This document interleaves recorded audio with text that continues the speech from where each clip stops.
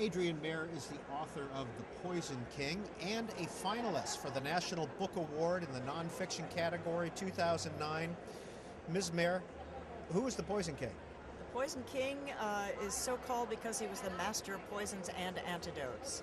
And he was the king of a small empire on the Black Sea who gave the Romans a run for their money in the 1st century BC. He led them on a wild goose chase all the way from ancient Iraq up to across the Caucasus Mountains in the winter and back again, and they couldn't catch him for 40 years.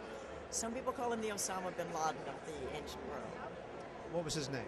Mithradates, Eupator, Dionysus the Sixth.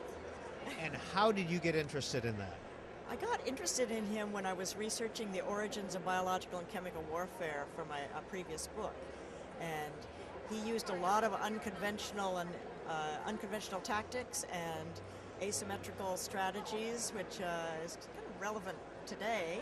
And so I was interested for that reason. And then the fact that he attempted to make himself immune to all poisons really captured my attention.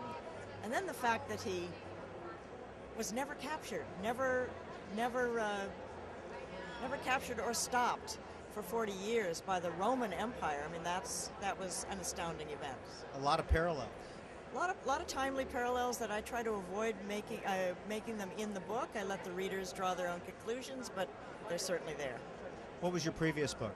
My previous book was Fossil Legends of the First Americans, which was about American Indians' interpretations of dinosaur fossils.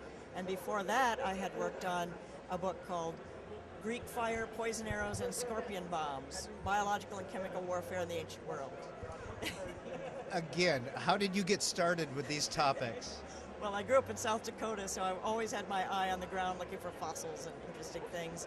And I wanted to give Native Americans and Greeks and Romans. I also wrote a book called The First Fossil Hunters, Paleontology in Ancient Greece and Rome.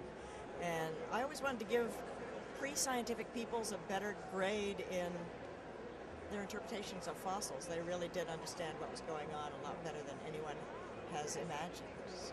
Now, are you a full-time writer, or do you teach also? I don't teach. I'm a full-time independent writer. I just write on topics that interest me, and I love the research. It's hard to make myself stop doing the research and actually write. So I just pursue topics that seem to really grab my attention. Congratulations on being nominated. Thank you very much.